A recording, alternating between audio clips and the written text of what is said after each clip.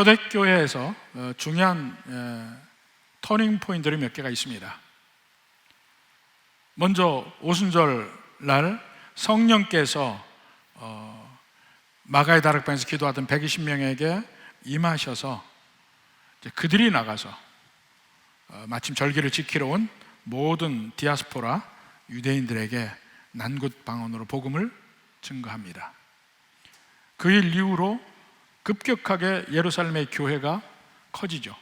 3,000명, 5,000명 이후에도 계속해서 교회가 커져가는 과정에 이제 그 안에 유대파와 헬라파가, 히브리파와 헬라파가 있죠.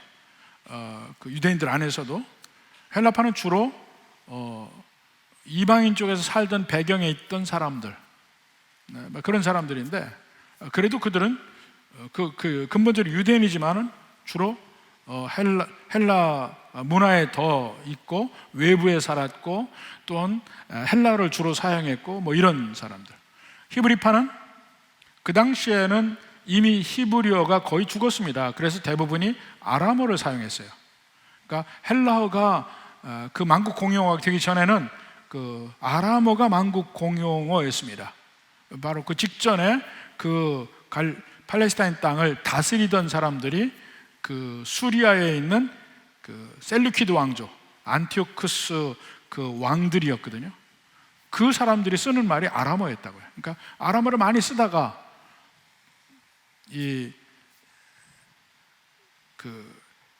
헬라 쪽의 사람들이 또 그래서 헬라어를 쓰다가 이제 로마가 돼서 이제 라틴어로 넘어가기 직전이에요. 그러니까 여러 말이 거기에 섞여 있게 되는데, 여하튼 그 두 부류의 사람들이 있다가 이제 너무 사람이 많아지니까 시스템에 문제가 생겼죠. 헬라파 사람들에게 그들을 위해서 따로 주로 그쪽 사람들을 7명의 일꾼을 세워서 이제 교회가 다시 문제가 없어지고 부흥합니다. 그런데 이제 점차죠. 엄청난 핍박이 임하면서 결정적으로 스데반이 순교를 합니다. 스데반의 순교 이후에 이제 예루살렘에 있는 교회에 엄청난 핍박이 임하기 시작합니다. 그 핍박 때문에 예루살렘에서 이제 교회가 퍼져나가기 시작해요.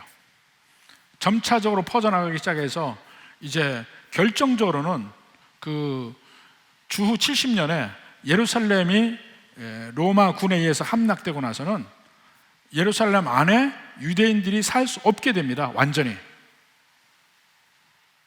다 추방됐죠. 그 후로 2000년 동안 예루살렘에 그들이 못 사는 거예요. 그게 오히려 기독교가 급격하게 퍼져나가는 계기를 줍니다. 근데 그 첫 번째 단추가 바로 스데반의 죽음이에요. 스데반을 지난번에도 얘기했지만은 집사라고 하지만 실제로 그런 일을 했지만 초기에는 뭐 장로, 집사 이렇게 뚜렷하게 구분이 없었습니다. 그도 복음을 증거해요. 그래서 제일 먼저 스데반이 복음을 증거하는 내용이 나옵니다. 8절에 보니까 스데반이 은혜와 권능이 충만하여 큰 기사와 표적을 민간에 행했다. 먼저 하나님의 은혜가 충만했다 그럽니다. 은혜라는 말이 자주 쓰는데도 구체적으로 뭔지 잘 모릅니다. 근데 은혜라는 말 어떤 말입니까? 은혜는 하여튼 거저 주시는 선물, 꼭 그거 연결해 생각하면 돼요. 거저 주시는 선물이에요. 은혜가 충만하다는 얘기는 하나님이 내게 구원을 거저 주셨다, 이 확신 속에서 기쁨과 평안과 이런 게 넘치는 상태, 이것이 은혜 충만한 상태. 그래서 하나님께 정말 감사함으로 내가 하나님께 어떤 일을, 어떤 헌신을 해도 부족해, 이런 상태가 은혜 충만한 상태. 또 하나님뿐만 아니고 다른 사람과의 관계에 있어서도 내가 거저 주어도 아깝지가 않아요. 오히려 상대편의 필요를 따라서 내가 거저 줄 수 있는 상태, 내 물질도 그렇고 내 관심도 그렇고 내 사랑도 그렇고 거저 줄 수 있는 상태, 그것이 은혜가 충만한 상태입니다. 그러니까 항상 은혜라는 것은 은혜를 주는 사람 입장에서 보면 항상 그 관심의 중심에 상대편이 있죠. 받는 사람에게 관심의 중심이 있지 내게 있지 않아요. 근데 스데반이 그렇게 은혜가 충만해. 은혜가 충만하다는 얘기 뭐냐면 이 놀라운 하나님의 생명의 복음을 다른 사람에게 전하지 않고는 견딜 수 없어요. 이 은혜 충만한 상태 하나의 표징으로 나타납니다. 전도를 하게 돼 있어요. 은혜가 충만하면 내게 임한 하나님의 은혜를 전하지 않을 수 없게 되는 거예요. 그리고 그 가운데 권능이 충만하다. 권능이라는 것은 1차적으로는 정말 초자연적인 능력들, 병을 낫게 하고 귀신을 쫓아내고 이런 초자연적인 능력도 보여지고 초대교회에서, 그리고 초자연적인 능력이 아닐지라도 이 세상에와는 전혀 반대의 삶을 살 수 있는 능력, 이 권능이에요. 바울이 뭐라 합니까? 내게 능력 주시는 자 안에서 내가 모든 것을 할 수 있느니라 얘기합니다. 근데 제가 처음에 그 말씀을 읽을 때는 이야, 하나님이 능력 주셔서 슈퍼맨처럼 살 수 있구나 하고 생각을 했는데 앞뒤 문맥이 그게 아니에요. 앞에 뭐라고 되어 있냐면 내가 풍부에 처할 줄도 알고 가난에 처할 줄도 안다는 거야. 빈곤에 처할 줄도 아는 거야. 그러니까 어떠한 물질적 상태, 내가 힘든 건, 내가 풍성한 거 이런 거와 관계없이 하나님의 은혜 속에서 살 수 있는 능력, 이거더라고요. 믿는 자에게 있는 능력이 이 전천후가 되는 능력이에요. 이 세상이 어떻게 바뀌어도 관계없이 나는 천국의 소망 속에서 기쁨을 잃지 않고 은혜로 다른 사람을 사랑해가면서 살 수 있는 상태, 그게 믿는 사람들의 가장 큰 능력이더라고요. 근데 스데반에게 바로 그런 면이 있는 거예요. 은혜가 충만하고 권능이 충만해. 세상 사람들이 이해할 수 없는 사람들이죠. 이런 사람이 드디어 그 충만함이 결국은 넘쳐나게 되었습니다. 다른 사람의 얘기를 하는데 9절에 봅시다. 이른바 자유민들 즉 구레네인, 알렉산드리아인, 길리기아와 아시아에서 온 사람들의 회당에서라고 얘기합니다. 자, 자칫 혼동할 수 있는 게 회당과 공회예요. 회당은 시나고그라고 하는 것입니다. 시나고그로서 유대인들이 사는 곳에는 어디든지 이 시나고그가 있습니다. 그게 회당이에요. 예수님이 가버나움에서 그 설교하신 곳도 회당이에요. 시나고그예요. 그렇지만 지금도 전 세계에 회당이 있습니다. 어디든지 유대인이 사는 곳에는 회당이 있어요. 그 템플이라는 말을 주로 얘기합니다. 그들은 템플이라고 해요. 지금도. 근데 공회는 산헤드린, 전혀 시나고그와 달라요. 산헤드린이라서 이 이스라엘 전체에 유일하게 있는 국회, 이게 산헤드린이에요. 이 공회. 예수님이 사형 언도를 받은 것도 이 공회에서 받은 것이고, 또 스데반이 재판을 받는 것, 제자들이 괴로움 당하는 것 전부 공회 앞에서 당하는 것입니다. 근데 스데반이 구레네인, 알렉산드리아인, 길리기아인, 아시아에서 온 사람들의 회당에서 어떤 자들이 일어나 스데반과 더불어 논쟁할세, 그러니까 거기서 복음을 증거한 거예요.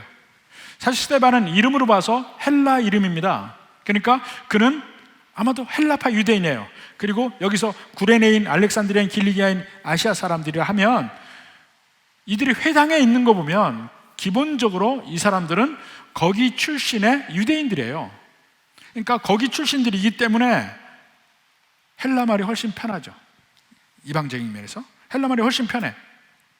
구레네로 하면은 아프리카의 지금 에티오피아 근처가 구레네예요. 알렉산드리아는 지금 이집트의 가장 북쪽의 한 곳, 지금도 알렉산드리아 가는 그곳. 길리기아는 터키 중부지방. 그리고 아시아는 지금은 아시아가 엄청나게 넓은 데지만 옛날에 아시아는 지금 터키 서부 에게해 연안에 있는 아시아 7교에 있는 그 지방을 아시아라고 했어요. 그래서 지금은, 그러니까 서양에서 볼 때 아시아 지방이 동쪽이에요. 그러다 보니까 심지어는 중국, 우리나라까지 다 아시아라고 하게 돼서 원래 아시아라고 하는 데는 소아시아라고 그래요. 소아시아라고. 그러니까 그 지방 사람들이 따로 예루살렘에서 모여서 회당을, 그 고향 사람들끼리 회당을 모이는데 거기를 다니면서 스데반이 복음을 증거한 겁니다. 그러니까 그 중에 일부 사람들이 논쟁을 해요. 반대를 하고. 사실 스데반이 성령이 충만해서, 은혜가 충만하고 이렇게 충만해서 복음을 증거했는데, 그럼에도 불구하고 반대하는 사람들이 나와요. 꼭 우리가 능력이 없어서 내가 복음을 잘 증거하지 못한다 생각하지 마십시오. 예수님도 복음을 증거할 때 많은 사람들이 반대했는데, 우리가 복음을 증거할 때 당연히 반대하는 사람이 많아지죠. 능력까지 탓할 건 아닙니다. 아무리 성령 충만한 사람을 증거해도 거부한 사람들이 나와요. 지금 스데반이 그런 일을 당했는데, 그래도 그때 스데반이 지혜와 성령으로 말함을 그들이 능히 당하지 못했다 얘기합니다. 자꾸 그렇게 막 복음을 증거하고 다니니까 이제 문제들이 생기면서 이제 그들이 스데반을 죽이려고 작정을 하는 겁니다. 자, 11절부터 봅시다. 사람들을 매수하여 말하게 하되, 아마도 그 제사장들과 그 성전에 있는 기득권층이 그렇게 하는 것 같아요. 사람들을 매수하여 말하게 하되, 이 사람이 모세와 하나님을 모독하는 말을 하는 것을 우리가 들었다. 자, 여기서 보면 이 공격하는 게 3단계에 걸쳐합니다. 제일 먼저 신학적으로 문제 있다는 얘기를 먼저 합니다. 모세와 하나님을 모독하는 말.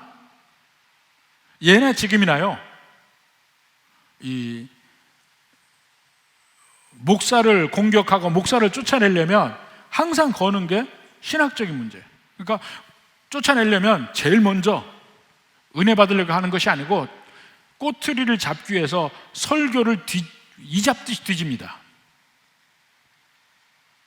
어떤 분이 그러더라고요. 세상에 이렇게 설교를 많이 들어본 적이 없다고 그래요. 저 잡으려고 설교 들은 사람이 그래요. 먼저 신학적으로 문제 제기를 합니다. 우리 교회에서도 제일 먼저 그런 문제가 있을 때 핵심적인 사람이 총회 일하는 사람들에게 물어봤어요. 근데 이걸로 해서 최 목사를 쫓아내려고 한다. 그러니까 그걸 보고 이거 가지고는 안 됩니다. 왜 이러십니까? 하고 얘기를 하니까 그러면 신학적인 문제를 걸겠다고 하더래. 순서가 그렇게 됩니다. 그렇게 해서 그 다음에 12절에 백성과 장로와 서기관들을 충동시켜 와서 잡아가지고 공회에 이르러. 자, 이거는 공회죠. 공회. 산헤드린, 국회입니다. 이제 법적인 권위를 가진 그 공회에 그들을 잡아와서 그 다음에 구체적으로 거짓 증인들을 세웁니다. 예수님 재판할 때하고 똑같아요. 13절에 거짓 증인들을 세우니 이르되 이 사람이 이 거룩한 율법을 거슬러 말하기를 맞이 아니하도다. 꼭 잡을 때는 거짓을 합니다. 저도 거짓으로 당할 뻔했죠. 제일 그런 거 한 가지만 얘기해 볼까요? 제가 우리 교회 응급비를 제가 횡령을 했대요. 제 이름으로 됐다고. 근데 저는 그것을 그 전에 변한기 목사님 이름으로 돼 있었어요. 그 다음에 제가 부임하고 제 이름으로 바꿨는데 그걸 전혀 저는 관여도 안 했고 가본 적도 없어요. 제가 그렇게 했대요. 마침 그때 그 응급부 담당하는 분이 지금은 돌아가셨지만 서강욱 집사님이에요. 서강욱 집사님이 나하고 당신하고 직접 가서 하지 않았냐, 목사님 뭐가 개입이 돼 있냐 얘기를 해서 풀어진 겁니다. 이상하게 다 그 증거들이 나와서 다 풀어지는 거예요. 거짓이 들어가지 않으면 안 됩니다. 사람을 억지로 쫓아내거나 거길 모함을 하려고 하면 그 거짓이 들어가요. 그러면서 구체적으로 얘기합니다. 이 거룩한 것과 율법을 거슬러 말하기를 맞이 아니하였다. 예수님도 똑같이 잡았거든. 두 가지예요. 이 거룩한 것, 성전의 문제, 율법의 문제 두 개 가지고 얘기해요. 자, 그러면서 예수님도 그 문제를 걸었는데, 자, 14절에 그의 말에 이 나사렛 예수가, 그러니까 그의 말이라는 스데반의 말에 이 나사렛 예수가 이곳을 헐고 또 모세가 우리에게 전해진 규례를 고치겠다 함을 우리가 들어노라. 예수님은 성전에 관해서도 얘기했고 모세 율법에 관해서도 얘기를 했지만 이렇게 얘기는 안 했어요. 꼭 묘하게 묻혀가지고 얘기하는 거거든. 그러면서 그 거짓 증언을 가지고 드디어 스데반을 죽이려 합니다. 스데반은 결국 죽잖아요. 근데 그 공격당하는 죄목이 두 가지예요. 성전을 헐겠다고 한다, 율법을 고치겠다고 한다. 하나님을 모독하고 모세를 모독했다는 거예요. 그들이 잘못된 정보 아니면은 왜곡을 해서 한 그 두 가지 이슈를 얘기했는데 이 두 가지 이슈가 그들이 생각해도 너무나 중요한 이슈이기 때문에 뒤집는 겁니다. 그래서 이 두 가지가 사실은 구약에서 신약으로 넘어오고 예수님이 오셔서 한 일의 중요한 부분을 이야기합니다. 사실은 예수님은 그 성전에 관해서도 진정한 의미가 무엇인지를 얘기했고 율법에 대해서도 진정한 의미를 얘기했는데 그들은 고발하기를 고쳤다, 변형시켰다, 헐었다 이렇게 바꿔서 얘기하는 것이에요. 그래서 바로 그 두 부분, 성전에 관한 부분, 율법에 관한 부분은 어떻게 바뀌었는지를 한번 보고 왜 그들과 이런 충돌이 생기는지를 한번 생각해 보려고 합니다. 오늘은 첫 번째로 성전에 관한 부분만 보겠습니다. 먼저 그 성전에 관해서 예수님이 한 말에 대해 생각해 보면 바로 예수님이 재판 과정에서도 똑같은 말이 나왔거든요. 가야바의 집에서 그 공회 앞에서 재판받을 때 마태복음 26장 61절 봅시다. 딱 거기도 거짓 증언입니다. 이르되 이 사람 말이 내가 하나님의 성전을 헐고 사흘 동안에 지을 수 있다 하더라. 이제 거짓 증언을 한 거예요. 근데 예수님은 어디서도 성전을 헐겠다는 말을 해본 적이 없어요. 헌다고 얘기한 거야. 근데 그 성전을 허는 것이 유대인들에게 얼마만큼 큰 얘기인지를 한번 역사적으로 생각을 해봐야 됩니다. 먼저 자 요한복음 2장 19절 한번 봅시다. 예수께서 대답하여 이르시되 너희가 이 성전을 헐라. 너희가 이 성전을 헐라 하는 거면 내가 사흘 동안에 일으키리라.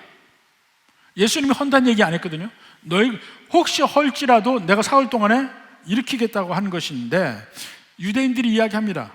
20절에 유대인들이 이르되 이 성전은 46년 동안에 지었거늘 내가 3일 동안에 일으키겠느냐?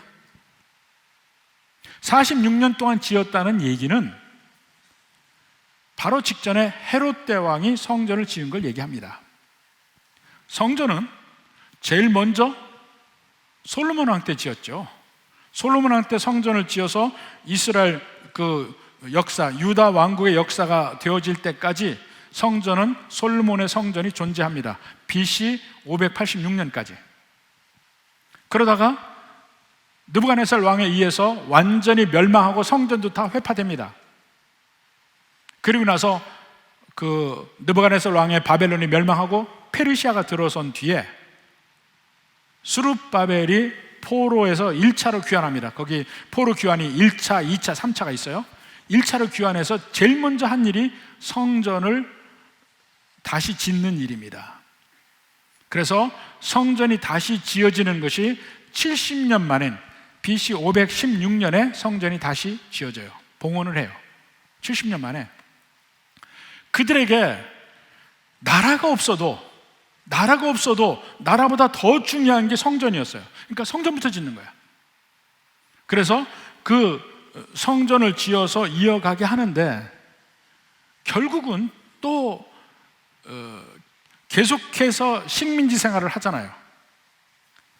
페르시아 멸망하고 또 이집트의 톨레미 왕조가 다스리고 그러다가 이제 아람 쪽에 셀루키드 왕조가 다스리면서 완전히 성전을 모독하기 시작합니다. 그 안티오쿠스 그 에피파네스라는 그 셀루키드 황제가 성전을 모독해요. 돼지 피를 갖다 놓고 다른 걸 갖다 놓고 해가지고 완전히 성전을 회파시킵니다. 그래서 일어난 게 마카베 전쟁이 일어나죠. 독립을 합니다. 독립을 하면서 나타난 왕조가 하스모니안 왕조인데, 거기서도 이제 성전이 있어요. 성전이 있는데 퇴락해. 그 하스모니안 왕조가 끝나면서 로마가 그 팔레스타인을 정복하면서 하스모니안 왕조 끝나죠. 그리고 세운 왕이 헤롯이에요. 헤롯은 에돔 사람이에요. 유대인이 아니에요. 근데 유대인이 사는 곳을 다스려야 되니까 유대인이 환심을 사야 될 거 아니에요. 그래서 성전을 46년 동안 다시 짓습니다. 아주 잘 지었죠. 46년 동안 지었으니까. 이 기드론 골짜기 있는 절벽 쪽은 확장을 못했어요. 거기가 솔로몬의 행각이 있어요. 동서남북으로 행각을 만들고 남쪽 행각을 제일 크고 멋있게 만들었어요. 그것을 왕의 행각이라 합니다. 이 헤롯 왕의 그 왕권을 보여주는 그런 것이었어요. 그렇게 증축을 했어요. 그런데 46년에 걸쳐 증축한 그 성전에 대해서 너희가 성전을 헐리면 내가 사흘 만에 다시 일으킨다고 얘기하니까 황당해서 얘기하는 것이에요. 근데 요한복음에서는 얘기합니다. 21절, 2장 21절은 그러나 예수는, 요한이 증거하는 거예요, 성전된 자기 육체를 가리켜 말씀하신 것이라. 요한복음은요, 신약성경 중에서 가장 늦게 써진 성경 중에 하나예요. 그러니까 마태, 마가, 누가복음은 예수님이 주 30년 또는 에서 33년쯤에 십자가 못 박혀 돌아가셨는데, 그 이후로 교회가 성장하면서 이 공간복음이라는 이 새 복음서는 한 주후 60년 전후 55년에서 65년 요 사이에 쓰여졌어요. 근데 요한복음은 유일하게 마지막까지 남아서 살아있던 사도 요한이 나중에 쓴 겁니다. 말년에. 그러니까 주후 95년에서 100년 또는 110년 요 사이에 요한복음이 쓰여졌어요. 그러니까 이미 다 공간복음 있는 거 다 알고, 거기 있는 거 알고, 그리고 모든 신학적인 면에 정립을 하고 쓴 것이기 때문에 요한복음이 가장 깊이가 있습니다. 그리고 거기서 예수님에 관한 그 정리가 정확하게 되어 있는데 뭐라 하냐면, 예수는 성전된 자기 육체를 가리켜 한 말이라 하고 설명이 되어 있는 거예요.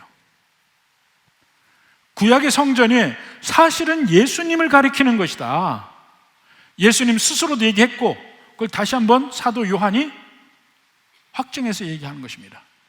너희가 이 성전을 헐면 내가 사흘 만에 다시 일으키리라. 자기 몸을, 자기 육체를 가리켜 하신 말이라. 성전이란 이스라엘 백성들의 성전이 어떤 것인지를 한번 생각을 해봐야 합니다. 먼저 출애굽해서 광야에서 제일 먼저 하나님이 이스라엘 백성들에게 성막을 주십니다. 지금 우리 구역 예배 때 하는 공과가 출애굽기 성막에 관한 것을 얘기하잖아요. 성막을 주십니다. 근데 성막은 그야말로 텐트잖아요. 움직일 때마다 같이 접었다가 또 펼쳐놨다 이렇게 해서 가지고 다니는 성막인데, 가나안 땅에 들어가도 한동안 성막을 썼습니다. 심지어는 나중에는 성막은 실로에 있고, 법궤가 이 홈리와 비느하스가 블레셋과 싸울 때 가지고 나갔다가 뺏기고 하면서 법궤가 성막하고 완전히 분리가 돼요. 그래서 그 법궤를 다윗 왕이 다윗성으로 올리려고 하다가 뭐 우시아가 만져서 죽고 막 이런 일이 벌어지니까 오벳에돔의 집에 갖다 줘요. 근데 법궤가 있는 곳에 복을 받는다고 하니까 다윗이 다시 법궤를 다윗성까지 가지고 옵니다. 근데 아직도 성막과 법궤가 분리되어 있어요. 결국 그것이 솔로몬 왕 때 성전을 지어서 다시 합체가 됩니다. 솔로몬 왕이 성전을 짓고 봉헌 기도를 합니다. 봉헌 기도를 하는데, 자, 그 성전이 어떤 의미냐면, 이미 성전이 있기 전에 하나님이 이스라엘 백성들에게 성전을 지으라고 이야기를 하면서 그 성전이 어떤 의미인지를 얘기를 했어요. 출애굽기 23장 17절. 내 모든 남자는 매년 3번씩 주 여호와께 보일지니라. 근데 3번이 언제냐면 절기 3번입니다. 6월절, 무교절, 그게 같이 묶어져 있는 절기죠. 그게 한 번이고, 그 다음에 맥추절, 그게 오순절이라고 하도 77절이라고 하죠. 세 번째는 수장절이라고도 하고 초막절이라고도 하고 장막절이라고도 해요. 이 세 절기가 제일 중요한데, 그때마다 모든 이스라엘 백성들은 예루살렘의 성전에 와서 하나님을 만나야 돼. 오직 하나님을 만날 수 있는 유일한 통로로 성전을 주신다고 이미 모세 율법에서 얘기를 했어요. 그리고 처음부터 바로 여기서 만나리라 얘기합니다. 출애굽기 29장 42절 봅시다. 이는 내가 대대로 여호와 앞 회막문에서, 지난번에 이번 주 구역예배 참석한 분은 알겠지만, 회막이란 성막과 다른 의미의 회막이 있고, 성막을 회막이라고 한 성경도 있어요. 여기는 성막입니다. 여호와 앞 회막문에서 늘 드릴 번제라. 내가 거기서 너희와 만나고 네게 말하리라. 하나님을 만날 수 있는 유일한 통로로 성막 또는 성전을 주신 겁니다. 1년에 3번 나와라. 성전이 지어지니까 솔로몬이 봉헌 기도를 하는데, 봉헌 기도의 내용이 한번 봅시다. 열왕기상 8장 30절부터 주의 종과 주의 백성 이스라엘이 이곳을 향해서 기도할 때에 주는 그 간구함을 들어주시라고 얘기합니다. 이곳을 향해서 기도할 때, 성전을 향해서. 자, 그러면 어떤 때 기도하냐면 33절, 만일 주의 백성 이스라엘이 주께 범죄하여 적국 앞에서 패하게 되므로, 패할 때 다시 성전에서 주께 기도하며 간구하거든. 그 다음, 주께 돌아와 주의 이름으로 인정하고 주께 기도하며 간구하거든 주는 하늘에서 들으시고, 전쟁이 나는 것도 우리가 하나님께 범죄해서 패할 수 있으니까 그때 주님께 회개 기도하면 들으시고 우리를 구해 주시옵소서. 또 35절은 혹시 범죄해서 가물어지면 경제적으로 핍절하잖아요. 다시 성전을 향해서 기도하면 들어주시고. 그게 35절이에요. 또 38절은 혹시 기근이나 전염병이나 질병이나 이런 것이 있어서 고통받을 때 하나님께 기도하면, 이 성전을 향해서 기도하면 들어주시고. 42절은 이방인일지라도 하나님을 향해서 기도하면, 이 성전을 향해서 기도하면 하나님 들어주시고, 이방인이라도. 44절은 혹시 우리가 다른 나라와 전쟁을 하게 되면 전쟁을 시작할 때 먼저 와서 성전에서 기도하면 하나님 들어주시고 우리를 승리케 해주시고. 47절에는 혹시 그 전쟁에 지고 포로로 갈 때 다시 회개하며 하나님께 이 성전을 향해서 기도하면 하나님 우리를 해방시켜 주시고. 이게 솔로몬의 기도예요. 하나님 성전, 이 성전에 하나님이 천지 만물을 지으신 하나님이 계시겠습니까? 그렇지만 하나님의 이름을 여기다 두시면 언제든지 우리가 하나님의 도움이 필요할 때 성전에 와서 또는 성전을 향해서 기도하면 하나님 들어주십시오 하고 봉헌 기도를 한 거예요. 그러니까 그 밤에 하나님이 솔로몬에게 나타나십니다. 9장 3절. 여호와께서 그에게 이르시되 내 기도와 네가 내 앞에서 간구한 바를 내가 들었은즉, 지금 간구한 내용을 다 얘기했죠. 간구한 바를 내가 들었은즉 나는 내가 건축한 이 성전을 거룩하게 구별하여 내 이름을 영원히 그곳에 두며 내 눈길과 내 마음이 항상 거기에 있으리니. 그러니까 하나님이 거기 계셔요. 그러니까 모든 이스라엘 백성들이 복받기 위해서 이쪽에 기도하고, 문제가 있을 때 기도하고, 또 문제가 있어서 죄를 지어서 여러 가지 환난을 당할 때 여기서 기도하고 회개하면 또 하나님 들어주시고, 이 모든 유일한 통로가 성전이 된 거예요. 그러니까 이스라엘 백성들에게는 성전이 없는 이스라엘 백성은 상상이 안 됩니다. 그러니까 나라가 없어져도 나라를 다시 세운다는 개념보다 성전부터 세워야 돼요. 성전부터. 비록 헤롯이라는 에돔 사람이 통치를 하더라도 그도 이스라엘 백성들의 마음을 사는 방법을 알아요. 성전을 건축한 거예요. 46년에 걸쳐서. 그거 안 쫓겨나려고 한 거예요. 이스라엘 백성들의 마음을 아니까.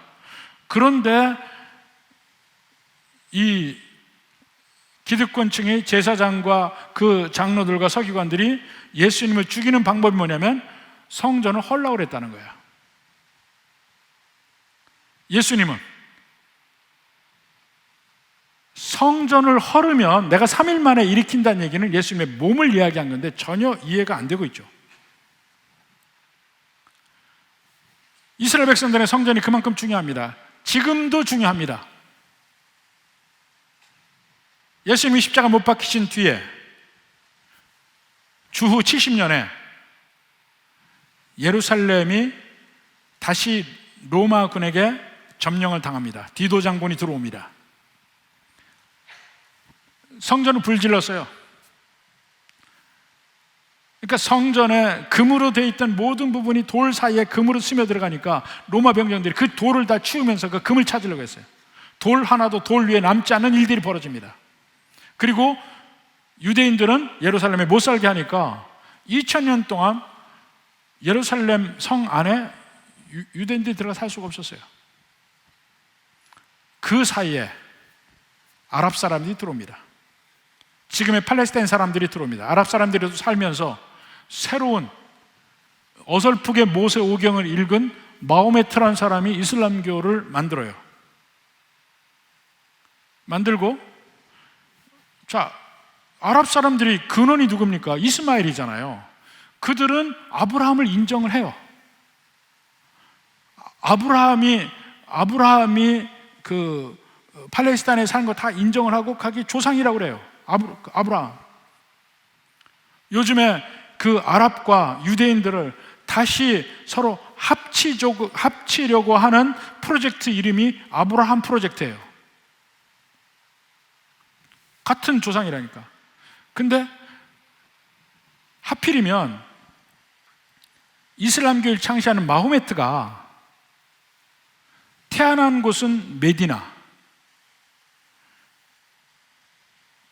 시체가 있는 곳은 메카, 승천했다 가는 곳은 예루살렘이에요.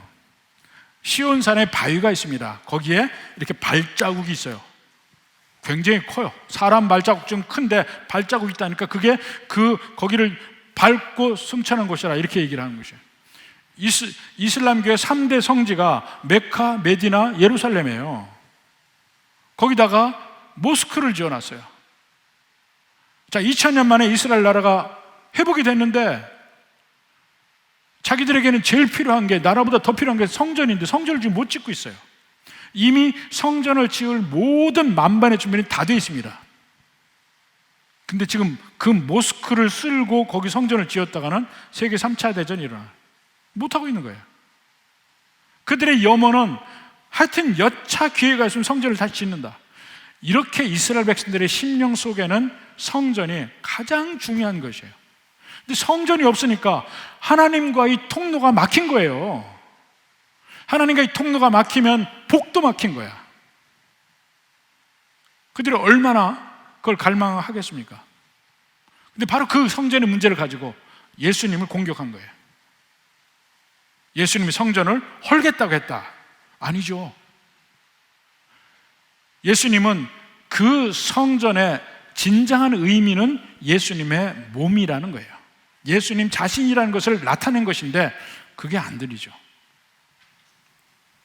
신약에 와서 드디어 아까 요한복음 2장 19절 21절에 본 것처럼 바로 그 성전은 진정한 의미는 예수님의 몸을 가리키고 있다는 걸 얘기합니다. 예수님이 성전이에요. 그리고 사흘 만에 다시 일으키려는 것은 예수님의 부활을 얘기하는 거잖아요. 그러면 예수님이 성전이라는 의미가 무엇이냐는 거예요. 그럼 성전의 원래 의미를 따져봐야지. 성전은 하나님과 하나님의 백성이 통하는 유일한 통로가 성전이에요. 그러면 하나님께서 그 백성들에게 복을 주시는 방법도 언제나 성전을 통해서요. 너희들 어떤 문제가 있더라도 성전에서 기도하면, 성전을 통해서 내게 간구하면 내가 듣고 너에게 복을 주고 죄도 사해 주고 다 그거예요. 그런데 그것은 예수님을 설명하기 위한 도구였다는 거예요. 구약의 모든 시스템, 모든 사람, 모든 제도가 예수님을 설명하기 위한 제도들입니다.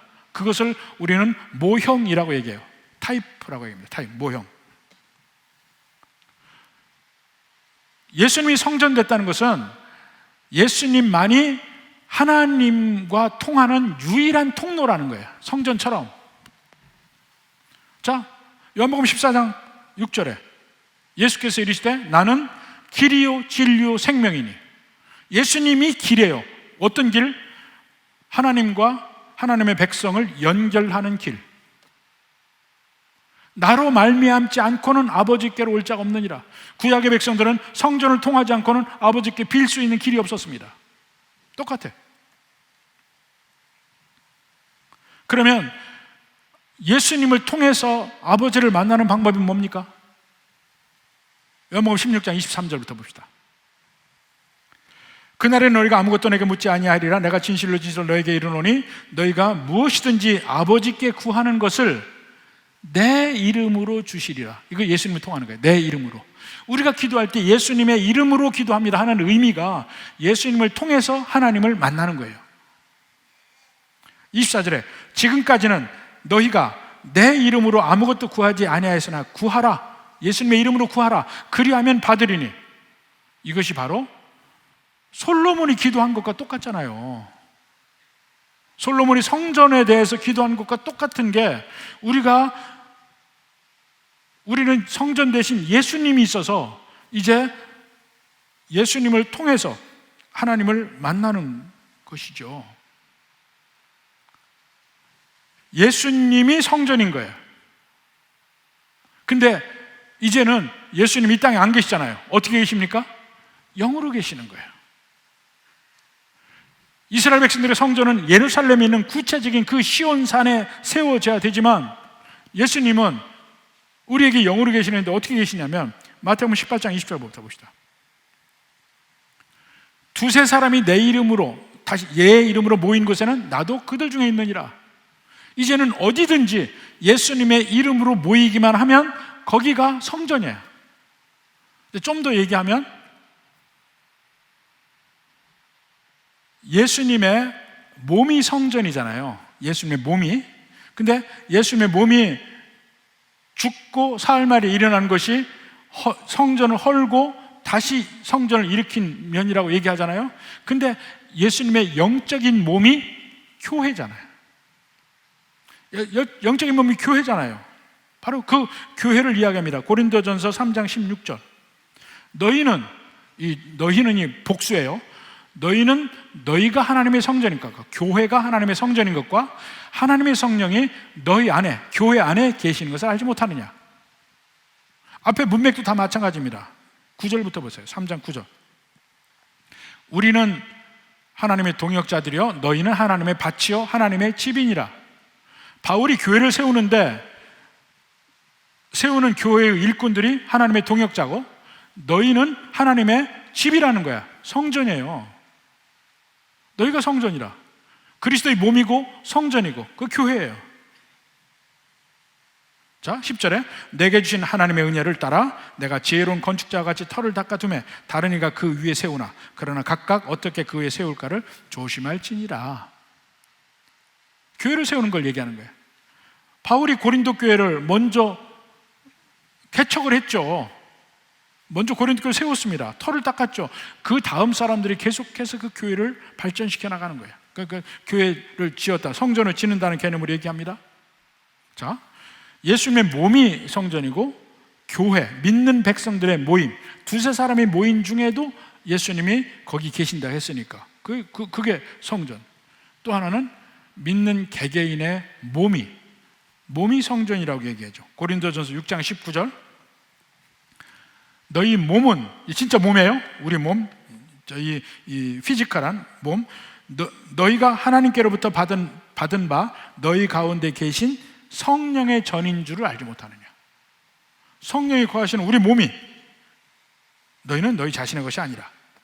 그래서 신약에서 성전의 개념을 가지는 것은 예수님의 몸, 예수님의 영적인 몸인 교회, 또 하나의 성령이 되는 우리 몸, 개개인의 몸.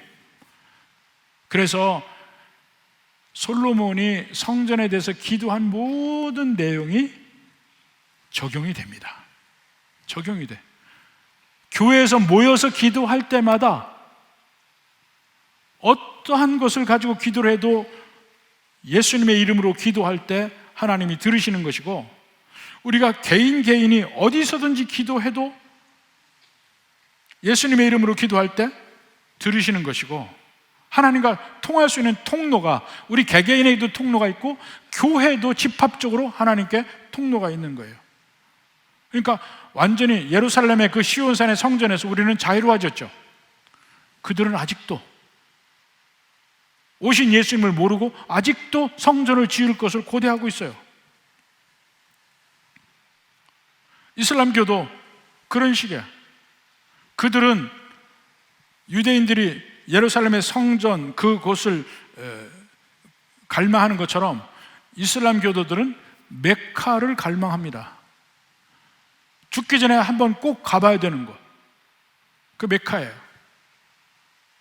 그리고 온 세계에 이슬람 모스크들이 있지만 그 모스크 안에 들어가면요, 어디나 다 뻥 뚫린 공간이에요. 그냥 다 기도하게 되는 바로 그것이고 뻥 뚫린 공간이에요. 근데 그 공간 중에 한 곳에 예쁘게 뭐 이렇게 조각도 하고 이렇게 해서 한 곳을 더 아름답게 부각되게 한 곳이 있습니다. 거기를 미흐랍이라고 해요. 미흐랍이라고 하는데 그게 뭘 얘기하냐면 메카의 방향이 이 방향이라는 것을 알려주는 것이에요. 그러면 모든 이슬람 성도들은 거기 들어가서 메카를 향해서 기도합니다. 이 세상 어디든지 메카를 향해서 기도해. 그 솔로몬의 성전과 다를 바가 없는 거예요. 사실은 어설프게 배운 거지.